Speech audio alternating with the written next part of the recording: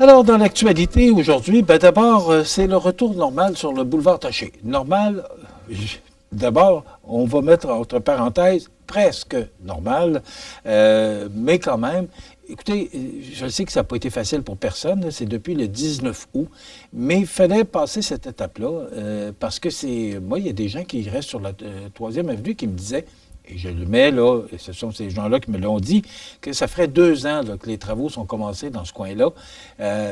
Ça achève parce que je pense que au sud au nord, pardon, de la 3e avenue, là, on s'apprêterait là, à faire le pavage. Donc, ça veut dire qu'on s'en va dans la bonne direction. Mais il fallait passer sur le boulevard Taché pour se rendre à la 3e avenue sud. Donc, on n'avait pas le choix, on ne pouvait pas passer par-dessus. Alors, ça a créé beaucoup de bouchons de circulation. On ne savait plus trop par où passer. Même à un moment donné, on passait par la rue Saint-Jean-Baptiste, qui a été bloquée un petit moment. Mais tout ça, là, semble derrière nous. Vous pouvez maintenant utiliser le boulevard Taché. C'est sûr que c'est avec...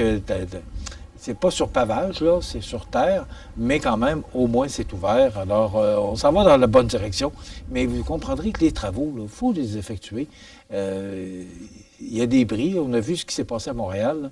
Alors, il y a des bris d'aqueduc, des bris... Ça fait longtemps que c'est là, ces tuyaux-là. Il faut les changer. Alors, les gars qui ont fait du bon travail, là, il faut les féliciter aussi, ces gens-là. La plupart des travaux étaient effectués là, par des employés de la ville de Montmagny avec des sous-traitants là, pour le camionnage qui viennent de la région. Donc, c'est de l'argent qui est investi dans notre région.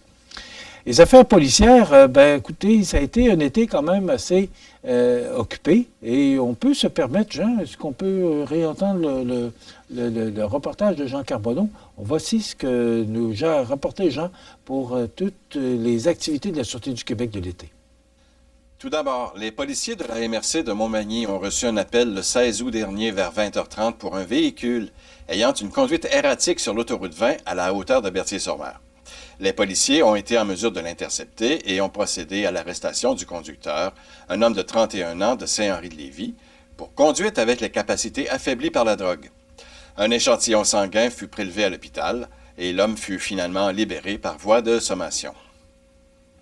Le 18 août, vers 3 heures, les agents magny-montois se sont présentés également sur une embardée sur la route 283 à Saint-Fabien-de-Panay.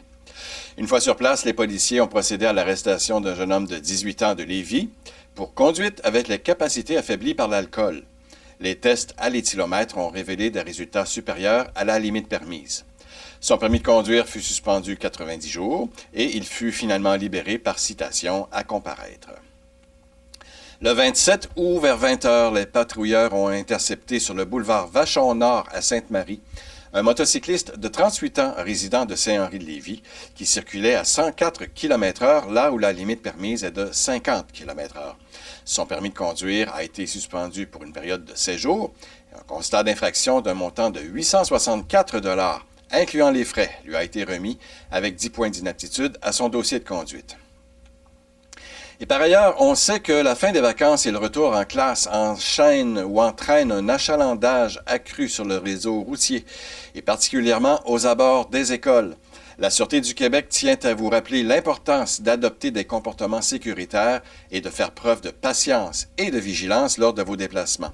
Les policiers, d'ailleurs, porteront une attention particulière aux zones scolaires. Ici Jean Carbonneau, c'est ma TV Information à Montmagny. Si on poursuit dans l'actualité, Bernard Généreux qui retourne en chambre plus déterminé que jamais à soutenir son parti. Bon, on sait que M. Poilievre serait tenté là, de renverser le gouvernement sur la taxe carbone, là, parce que vous savez qu'on a un gouvernement minoritaire depuis que M. Singh a déchiré l'entente là, qui unissait ces deux partis et qui faisait que M. Trudeau avait plus les coups des franches. Mais là, depuis ce temps, M. Trudeau se retrouve avec un parti minoritaire. On sait que les sondages sont au plus bas. Est-ce qu'on veut nous offrir une campagne électorale fédérale? Honnêtement, là, ça donne quoi? Là, je vois que M. Généreux, vous l'avez vu cette semaine, il était avec nous là, pour l'entrevue du mois. Et ça donnerait quoi? Ça va changer quoi? Parce que vous savez qu'on risque de se retrouver encore avec un gouvernement minoritaire, qu'il soit rouge, bleu, jaune, vert, peu importe. On risque de se retrouver encore avec un gouvernement minoritaire. On va se retrouver encore avec le même problème dans 1 an ou 2 ans. Et vous savez qu'une élection, ça coûte cher. Ça coûte cher au Québec, parce que là, on va avoir une élection partielle pour remplacer M. Fitzgibbon. Et vous savez que M. Chassin, Yuri Chassin, qui a quitté hier, le député de Saint-Jérôme, qui a quitté la CAQ, va siéger indépendant et il a affirmé qu'il terminerait son mandat. Donc, ça veut dire qu'il n'y a pas d'élection partielle à prévoir dans Saint-Jérôme. Il va poursuivre son mandat jusqu'à la fin et ça évite une élection partielle. Mais une élection partielle au Québec, on parle de 500 000 $, sous toute réserve, là, mais on parle de 500 000 $, c'est de l'argent. Alors, est-ce qu'on a besoin de ça? Est-ce que vraiment c'est nécessaire d'aller en élection?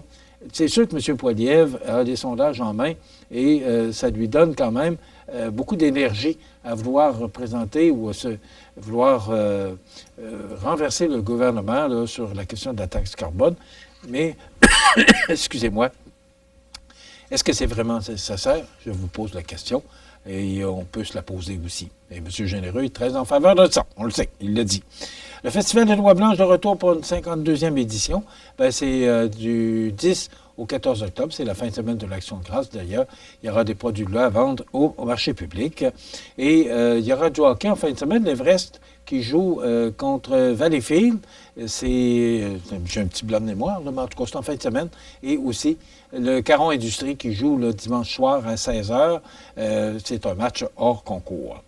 Maintenant, je veux vous parler, vous voyez depuis quelques jours une promotion sur les télévisions locales. Puis là, vous devez vous demander, moi, mais c'est quoi? Ça commence à partir du 16 septembre. Je vous explique. C'est que nous, CMA-TV, nous ne sommes pas une télévision communautaire, nous sommes une télévision privée. Nous produisons une émission tous les jours que nous diffusons sur le câble de Cogeco, et ça fait presque 10 ans qu'on fait ça, et merci à Cogeco. Et on diffuse également sur le câble de Saint-Pamphile.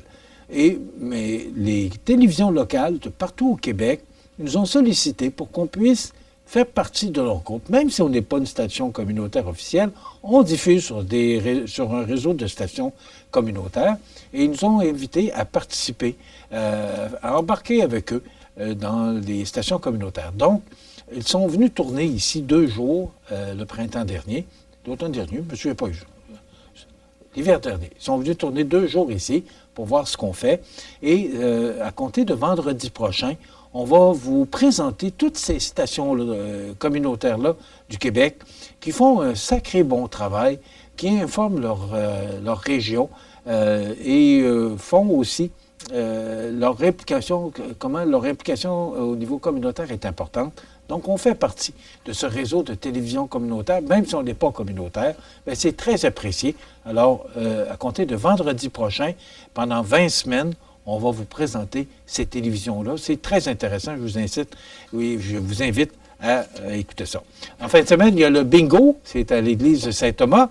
Il y a également les promenades gourmandes, c'est toute la fin de semaine, les 14 et 15 septembre. Il y a du hockey à l'Arena, donc passez une bonne fin de semaine. On se retrouve lundi pour une autre émission d'information. Et je suis à Saint-Pamphile demain. Je vais jouer au golf et CMA-TV participe à la campagne de financement du club de golf de Saint-Pamphile. Alors, je vous souhaite un beau week-end. On se retrouve lundi. Soyez prudents.